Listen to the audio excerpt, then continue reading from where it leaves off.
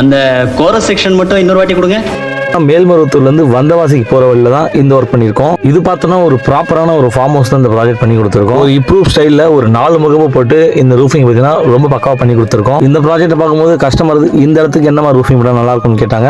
நாங்கள் பார்த்தீங்கன்னா ஒரு இம்ப்ரூவ் ஸ்டைலில் ஒரு கேபிள் வச்சு ரூஃபிங் பண்ணுங்க சார், சூப்பராக இருக்கும்னு சொன்னோம். நம்ம சொன்ன மாதிரியே இந்த ரூஃபிங்கோடைய அவுட்புட் அந்தளவுக்கு சூப்பராக வந்திருக்கு. கிட்டத்தட்ட இந்த ஒர்க் பார்த்தீங்கன்னா தீபாவளிக்கு முன்னாடியே முடிய வேண்டியது, மழை பெஞ்சனால ஒர்க் ஸ்டாப் ஆயிடுச்சு. இதில் போட்டிருக்க WPC முகப்பும் தோரணமும் நம்ம கஸ்டமைஸ் பண்ணி போட்டிருக்கோம் கஸ்டமர் கேட்ட டிசைனுக்காக. இதில் யூஸ் பண்ணியிருக்க கிளே டைல் பார்த்தீங்கன்னா ஒரு ட்ரெடிஷ்னல் பேட்டர்ன் கிளே டைல். ஓகேங்களா, இந்த டைல் போடும்போது மட்டும்தான் பார்த்தீங்கன்னா ஒரு ரூஃபிங்க்கு ஒரு ட்ரெடிஷ்னல் லுக்கு பர்ஃபெக்டாக கிடைக்கும். ஸ்டீலை பொறுத்த வரைக்கும் Apollo or Nissan brand use பண்ணியிருக்கோம். இந்த ஒர்க்கை பற்றின டீட்டெயில்ஸ் நான் உங்களுக்கு சொல்லிட்டேன்.